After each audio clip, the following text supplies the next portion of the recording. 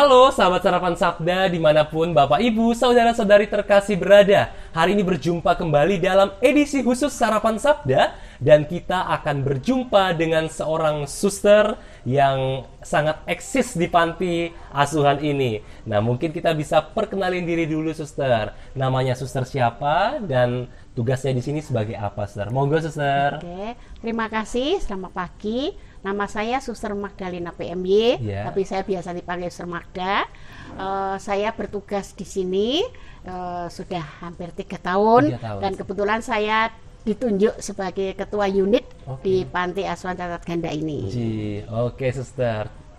Kami mengucapkan terima kasih banyak karena suster mau menerima kami untuk berbincang-bincang santai pada pagi ini, suster ya. Oke, suster. Nah, yang pertama kami mau tahu, suster, bolehkah suster mungkin memberikan gambaran sedikit bagaimana sih dinamika harian atau situasi dari Panti Asuhan Cacat Ganda ini, suster? Monggo, sus. Baik, terima kasih. Panti Asuhan Cacat Ganda ini adalah anak-anak yang kami layani semua memiliki cacat ganda, dalam arti mereka tidak hanya 1 tapi 2, 3 yang kami layani. Kemudian dinamikanya yang setiap hari tentu saja mereka banyak mendapatkan perawatan jadi daripada kan ada yang dididik dan sebagainya, kami tidak melakukan yang namanya pendidikan formal, tetapi di sini lebih pada pelayanan, perawatan dan membantu perkembangan anak yang semaksimal mungkin bisa kami bantu. Dan dinamika hariannya mereka semua tinggal di panti, tidak ada yang pulang, tetapi diasuh oleh 19 pengasuh khusus di situ, tapi dilayani dengan beberapa karyawan, ada yang di dapur, ada yang di pembersihan, ada yang di kamar cuci, ada yang di kantor. Oke, suster. Tadi suster cerita ada cacat gandanya itu lebih dari 2, suster ya? Mungkin suster bisa ceritakan penyakit apa saja kalau boleh tahu gitu, suster ya. Agak sensitif mungkin, suster ya, tapi bolehkah kami tahu cacat ganda semacam apa sih yang mereka derita itu, suster? Cacat ganda itu bukan penyakit, bukan penyakit, tapi itu kondisi. Kondisi mereka sejak lahir, tidak tahu, mungkin ada orang tuanya yang kena rubella, virus rubella, atau kena tokso dan atau dengan yang lain. Maka kondisi anak lahir seperti itu. Nah, karena seperti itu sebenarnya bisa diupayakan dengan berbagai latihan atau pengobatan, tetapi ada yang memang sudah tidak bisa. Maka lalu anak-anak yang seperti ini tadi yang dikatakan cacat ganda, mereka seperti misalnya mereka yang cerebral palsy. Cerebral palsy itu sering dipanggil anak sipi, itu tangannya bagian kaku semua, itu tapi karena pengaruh otak. Jadi mereka berarti dengan sendirinya mereka tidak bisa menggerakkan. Jadi jalan kadang juga tidak bisa, mereka bisa hanya tidur, bicara tidak bisa, kemampuannya tidak berkembang. Nah, itu gandanya ada di situ. Ada juga yang mereka netra, netra tidak bisa bicara, jalannya juga tidak lancar, kemudian inteligensinya juga terbatas. Itu juga ada. Ada yang hidrosipalus karena otaknya penuh dengan air, dan sendirinya berarti dia tidak duduk juga tidak bisa, jalan juga tidak bisa, tapi masih bisa, ada yang masih bisa bicara, ada yang masih tidak bisa apa-apa. Itulah kegandaan anak-anak kami. Macam-macam, suster ya. Oke, suster. Nah, kami mau tahu, suster, ketika kami misalnya mendengar sebagai umat awam mendengar istilah panti asuhan, lebih-lebih panti asuhan cacat ganda, ada kesan bahwa anak-anak ini dibuang oleh orang tuanya. Mungkin ada rasa kekecewaan atau rasa seperti apa. Nah, bagaimana sih pandangan dari suster sendiri? Apakah benar bahwa mereka itu sungguh-sungguh dibuang? Gimana, suster? Saya melihat anak-anak kami tidak dibuang, jadi mereka sebenarnya karena tidak dari bayi kami merawatnya sudah mereka dalam proses 3-4 tahun atau ada yang 2 tahun. Itu karena situasi keluarga. Mungkin keluarga waktu masih anak kecil masih sanggup merawat, menolong dan mengupayakan untuk keberhasilan perkembangan. Tapi pada situasi tertentu mungkin terbentuk oleh ekonomi yang sangat terbatas atau keluarga salah satu yang tidak ada atau sebagaimana, maka salah satu upaya mereka itu memberikan kepercayaan kepada kami untuk merawat anak-anak itu. Jadi tidak ada kesan untuk dibuang. Tidak ada, suster ya. Suster, baik, suster. Lalu kemudian, suster, dari suster yang melihat sudah 3 tahun di sini, suster ya, suster melihat perkembangan anak-anak di sini, apakah mereka ada hal yang masih mereka syukuri atau gimana, suster, dari kondisi ini, suster? Gimana, suster? secara ucapan tuh syukur mereka tidak tahu karena hampir mereka tidak bisa bicara. Tetapi sikap mereka, dari gerakan fisiknya mereka, senyum mereka itu menunjukkan bahwa mereka itu bersyukur. Ketika coba ada tamu, ada frater yang live di sini, disapa dengan tertawa dan sebagainya, itu mereka sebenarnya bersyukur ada orang lain yang datang pada saya. Ketika makan cocok dengan lauknya, katakan dia dengan senang tertawa habis, itu juga syukur bagi mereka. Jadi itu yang saya katakan bahwa mereka juga bersyukur. Kadang-kadang teriak-teriak panggil ini, itu ingin mengungkapkan sesuatu. Itu kegembiraan mereka yang bisa ungkapkan. Meskipun mereka dikatakan nampaknya tidak bisa apa-apa, tapi mereka bisa menyampaikan rasa syukurnya itu. Ya, kadang sentuh-sentuh kita menyentuh dia tersenyum. Seperti itu ucapan syukur menurut saya. Oke, Suster. Nah, Suster Magda kan sudah menjalani pertusan selama 3 tahun, Suster. Apakah awal itu untuk ditempatkan di sini ada rasa penolakan atau rasa kesulitan atau seperti apa, Suster? Saya sebagai religius tentu saja tidak ada kesulitan karena mengucapkan kaul ketaatan ya. Jadi saya taat pada pimpinan dimanapun saya ditugaskan. Tapi kebetulan tugasnya di sini tuh kok saya juga senang gitu. Jadi saya senang beberapa tahun dengan tugas-tugas saya sebagai suster PMI itu saya di lembaga pendidikan anak tunarungu, pendidikan buta tuli, dan kemudian saya di sini di panti untuk anak-anak yang kebutuhan khusus ganda. Jadi itu bagi saya ya saya sangat senang dengan tugas itu. Hanya bagi saya orang baru di sini, saya harus menyesuaikan dengan karyawan yang sudah lama di sini, dengan anak-anak yang seperti apa sih saya harus membantu mereka itu. Tapi akhirnya dalam kurun waktu yang sampai sekarang itu saya mengalami bahwa ya ini menggembirakan bagi saya. Kalau boleh ditanya mau pindah itu ya saya sebenarnya senang di sini. Senang di sini malah ya? Saya senang. Suster pimpinan berarti ditambah aja suster di sini. Gitu, Suster ya. Oke. Nah, Suster, kalau boleh berbicara tadi Suster mengatakan sudah betah di sini, Suster ya. Apakah kegembiraan itu selalu terpancar di dalam setiap aktivitas Suster? Apa kegembiraan yang dapat Suster temukan dari melayani anak-anak yang dalam hari tertentu berkebutuhan khusus itu loh, Suster? Ya, secara langsung saya memang tidak menangani anak-anak itu ya. Saya tidak membantu seperti pengasuh memandikan, mengganti popok dan sebagainya. Tapi saya datang, menyapa mereka, lalu dengan pengasuh dan sebagainya. Ketika saya bisa berkomunikasi dengan mereka, situasi anak-anak bagaimana, keadaan mereka bagaimana, itu menjadi hal yang menyenangkan bagi saya, dan itu kegembiraan yang bisa saya bangun. Kalau saya bisa memahami kesulitan pengasuh, ini seperti ini, ada komunikasi, anak harus bawa di mana ketika sakit. Nah, itu juga menjadi suatu yang menyenangkan bagi saya karena di sini kerjasamanya cukup bagus antara pengasuh dengan staf yang lain. Gitu. Lalu di balik kegembiraan itu ada nggak sih Suster tantangan yang bisa Suster bocorin sedikit ke kami? Apa sih Suster tantangan di sini? Tantangan yang utama itu kalau ada anak sakit, lebih-lebih ada anak sakit itu karena ketika anak sakit itu membutuhkan tenaga khusus, lebih-lebih kalau anak itu harus opnam di rumah sakit ya, karena harus ada tenaga yang harus jaga, berarti kan tenaga di sini berkurang. Betul. Kemudian ya biaya tentu saja karena sebagian besar anak-anak itu kan mereka tidak punya BPJS ya, sebagian besar karena nik saja kadang-kadang tidak punya kan lah.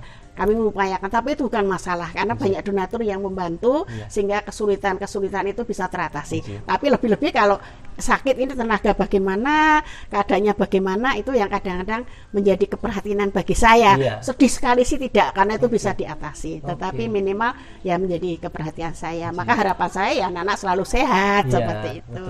Ya, seperti ini besok Dion yang tidak punya hidung tuh tertutuplah hidungnya kembali. Saya sudah konsultasi kemarin harusnya dioperasi, tapi karena pandemi harusnya yang jaga 1 orang. Saya pikir juga kasihan ya menunggu 1 orang. Tapi ini pandemi sudah agak membaik, katakan saya konsul lagi dan itu bisa nanti bulan Agustus saya itu akan saya bawa ke Elizabeth lagi untuk dibenahi hidungnya yang mulai tertutup karena dulu tidak punya hidung sama sekali, lalu sekarang sudah bisa bernafas menggunakan lubang yang kecil itu. Suster. Oke. Lalu Suster, ngomong-ngomong soal keluarga itu, apakah mereka sudah tidak mendapat kunjungan sama sekali dari keluarganya atau masih ada beberapa atau seperti apa, Suster? Kalau kunjungan dari keluarga ada beberapa, seperti Maya itu bapaknya hampir rutin setiap bulan ke sini. Ya hanya anaknya dibawa di kursi sini, bapaknya omong-omong. Mungkin Maya juga tidak paham, tapi pasti ada perhatian. Ketika Lebaran itu dibawa pulang itu, kami selalu menganjurkan supaya orang tua bisa membawa. Mungkin 1 minggu, 2 hari, 3 hari itu kan juga bagi anak itu senang. Atau kadang-kadang orang tuanya datang sebentar di sini. Ya sudah seperti itu. Berarti panti asuhan masih memberi kebebasan sangat, itu, ya? Sangat memberikan kebebasan, sangat mengharap orang tua itu bisa berkunjung. Itu harapan kami. Dan kalaupun disinggahkan ke rumah sebentar juga nggak apa-apa, Ustaz? Itu sangat diperbolehkan, sangat diperbolehkan. Apalagi situasi seperti ini. Tapi kalau kemarin pandemi ya saya sangat membatasi. Kalau boleh ya nanti pulang di sini harus swab dulu dan sebagainya. Dan sebagian orang tua karena kita nggak tahu ya di luar, karena nanti akan masuk bersama anak-anak yang lain. Itu yang sangat kami takutkan. Tapi kalau situasi yang normal seperti ini sangat diperbolehkan. Apakah berarti, Suster, anak-anak di sini diharapkan selamanya di sini kah? Atau seperti apa, Suster, untuk anak-anak ini? Ya. Kalau sebenarnya diharapkan di sini selamanya itu juga sebenarnya kami tidak nanti selamanya di sini tidak, Frater ya. Ketika orang tua mulai menitipkan di sini, setelah saya kunjungan ke mereka akan masuk ke sini, mereka juga tidak punya harapan. Nanti Suster kalau saya ekonominya sudah membaik akan saya ambil. Nanti kalau ini bapaknya sudah pulang, saya ambil ya. Itu harapan-harapan. Walaupun realitanya ya anak-anak masih di sini seperti itu. Tapi toh kami tidak akan harus pulang. Di sini tidak membatasi berapa tahun anak di sini. Kami sampai tadi katakan bahwa sampai Tuhan menghendaki bagaimana. Tetapi kalau orang tua menghendaki ini saya ambil, silahkan dengan senang hati kami. Tetap karena apapun relasi keluarga itu sangat baik, sangat penting daripada di panti ya. Tapi panti ini kan hanya semacam untuk membantu mereka daripada tidak ada yang merawat. Kalau anak-anak yang berkebutuhan khusus seperti ini, apakah ada Suster ya, misalnya umurnya itu lebih pendek dari orang biasa atau seperti apa, Suster? Ya, kebetulan anak di sini tuh datang ada yang umur 4 tahun, 3 tahun sampai sekarang ada yang berusia 41 tahun. Itu Darno tuh 41 tahun. Tapi mereka ya selalu sehat ya. Sakitnya tuh ya flu dan apa. Tapi karena kami juga ada konsultasi dengan dokter ya, kalau sakit itu kami buat. Ya, kalau saya sebagai orang paham tentang pendidikan anak-anak luar biasa itu, dulu tuh di dalam ilmu dikatakan anak-anak seperti itu umurnya 20 tahun, 24 tahun seperti itu. Tetapi di sini kok bisa sampai usianya panjang seperti itu. Nah itu saya refleksi dalam hati saya, anak-anak ini sangat mengalami cinta dari yang mengasuh, cinta dari donatur yang datang, tamu-tamu. Kemudian itu yang membuat dia umur panjang menurut saya. Kemudian juga gizi yang kita sampaikan, itu obat-obatan yang kita berikan itu membuat mereka sehat dan umur panjang. Sehatnya anak-anak kami loh ya. Betul ya, Star. Oke, kita sudah berbicara tadi tentang realita di sini, Star. Kalau kita berbicara tentang hal yang transenden berhubungan dengan Tuhan, Star, bagaimana sih Star merasakan begitu besar karya Tuhan, atau adakah sabda Tuhan tertentu yang menyentakkan hati Suster atau menyentuh hati Suster itu, Suster? Ya, tentu saja ayat yang favorit ya itu, apa yang kamu lakukan untuk saudaraku yang paling hina, itu kamu lakukan untuk aku. Nah itu yang harus memberi moto hidup ya, termasuk saya sampaikan kepada teman-teman. Juga saya di PMB itu punya spiritualitas Santo Vincentius. Vincentius itu kan melayani orang kecil. Jadi kalau Vincentius melihat anak-anak ini orang-orang miskin itu adalah mereka itu majikan. Jadi dia majikan saya pelayan. Jadi majikan itu kan yang harus kita layani dengan sungguh. Kalau tidak ada majikan kita nggak bisa hidup dong, katakan. Nah ini majikan saya secara Kristiani itu bahwa itu adalah Tuhan Yesus yang harus saya layani. Itu ya moto hidup ya, spiritualitas yang harus kami hidupi di lembaga ini. Sebagai saya religius, tapi saya juga sampaikan kepada teman-teman bahwa ini adalah majikan-majikan kita yang harus kita dengan layani dengan baik. Kemudian ini juga Tuhan Yesus bagi mereka yang Kristiani ya, ini kamu lakukan untuk saudaraku, ini kamu lakukan untuk Tuhan. Aku betul, Ustaz. Baik, Ustaz. Nah, lalu yang terakhir yang tidak kalah penting nih, Ustaz, mungkin banyak umat yang menonton yang mau mengetahui apa sih kebutuhan yang paling mendesak yang dibutuhkan oleh anak-anak yang berada di panti ini, Suster? Mungkin ada yang mau memberikan bantuan, lalu bertanya-tanya apa sih yang paling dibutuhkan di panti ini? Mana? Tentu saja kalau uang itu pasti ya, karena itu fleksibel. Kami gunakan untuk memberi kebutuhan yang lain, untuk pengobatan, untuk sebagainya. Tetapi yang pokok itu anak-anak itu setiap hari itu butuh pampers. Pampers yang ukuran sesuai dengan anak-anak dan itu perekat, jadi khusus. Nah, itu satu hari itu bisa 5 kali ganti satu anak kali sekian. Jadi mau tidak mau kan setiap harus ada stok pampers, karena kalau tidak ya itu berkaitan dengan kebersihan, berkaitan dengan apa ya, lingkungan. Maka kami menggunakan pampers itu untuk anak. Jadi saya butuh pampers itu setiap hari ada untuk anak. Oke, Sister. Baik, Sister, itu semua perbincangan kita hari ini, Sister. Terima kasih banyak. Semoga semakin banyak orang yang tergerak untuk memperhatikan anak-anak di panti ini, Sister, ya.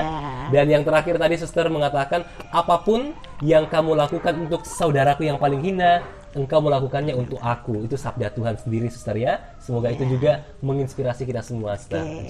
Baik, Sister, di akhir video ini bolehkah kita berdoa bersama, Sister, ya? Nanti saya akan memimpin doa, Sister. Bentar. Videonya masih jalan, Sister, ya? Masih, ya? Oke. Baik, Sister, Bapak, Ibu, saudara-saudari terkasih, marilah kita siapkan hati kita berdoa bersama. Dalam nama Bapa dan Putra dan Roh Kudus, amin. Allah Bapa, sumber penyelenggara kehidupan kami bersyukur atas begitu besar karya-Mu yang Engkau sediakan bagi umat manusia di dalam menjalani kehidupannya setiap hari. Kami bersyukur pula atas kelengkapan tubuh, atas karunia kesehatan yang senantiasa Engkau limpahkan kepada kami. Tetapi di balik semuanya itu ya Tuhan, kami juga turut prihatin atas anak-anak yang berkebutuhan khusus yang berada di panti ini. Kami percaya bahwa Engkau tidak pernah lepas tangan dan lepas kendali atas kenyataan hidup yang mereka alami. Tetapi Engkau selalu menyediakan rencana indah yang terbaik bagi hidup mereka. Maka ya Bapa, kami mohon secara khusus berkat-Mu bagi anak-anak yang berkebutuhan khusus yang menderita cacat ganda di panti ini. Kiranya Engkau senantiasa melimpahi mereka dengan rahmat kesehatan, kekuatan, kebahagiaan, dan sukacita di dalam menjalani hari-harinya. Berkatilah juga para pengasuh sehingga mereka dapat senantiasa memberikan pelayanan yang terbaik bagi anak-anak. Berkatilah juga secara khusus Suster Magda yang memberikan dirinya dalam pelayanan di panti ini. Semoga Suster senantiasa diberikan rahmat kegembiraan, sukacita, kesehatan, dan kebahagiaan di dalam menjalani perutusannya. Akhirnya berkatilah kami semua, agar kami selalu bersyukur atas anugerah hidup yang Engkau limpahkan kepada kami, dan selalu mau mengulurkan tangan untuk membantu sesama kami yang membutuhkan. Semuanya ini ya Bapa, kami sampaikan kepadamu dengan perantaraan Kristus Tuhan kami. Amin. Suster, kita siapkan hati kita untuk memohon berkat Tuhan. Semoga Tuhan beserta kita sekarang dan selama-lamanya. Semoga anak-anak yang berada di panti cacat ganda Bakti Asi Bongsari Semarang, para pengasuh, suster, dan juga Bapak Ibu, saudara-saudari sekalian senantiasa dibimbing, diberkati oleh berkat dan rahmat Allah yang Maha Kuasa, Bapa dan Putra dan Roh Kudus. Amin. Baik, Sister, terima kasih banyak atas kesempatan yang Suster berikan untuk kami berkunjung di panti ini, Sister, ya. Semoga di lain waktu boleh berkunjung lagi. Oh, sangat boleh. Boleh. Oke, Suster. Baik, kita mau pamitan dulu, Suster, di video ini. Baik, Bapak, Ibu, saudara-saudari terkasih dalam Tuhan, berakhirlah sudah perjumpaan kita di episode khusus kunjungan di Panti Asuhan Cacat Ganda Bakti Asi di Bongsari, Semarang. Akhir kata, saya Frater Gabriel Singgi bersama dengan saya Suster Magdalena PMY pamit undur diri, matur nuwun dan berkah dalam.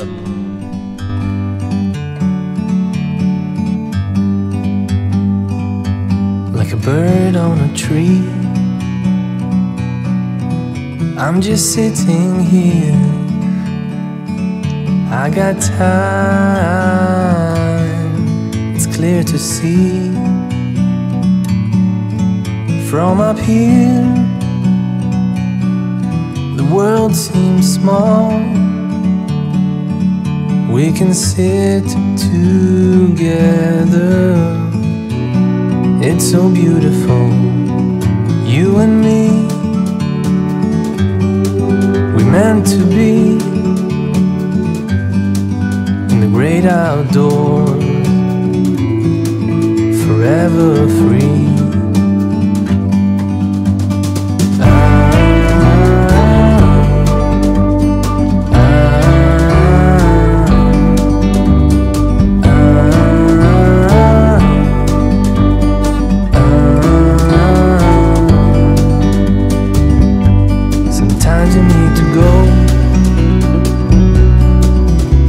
take a step back to see the truth around.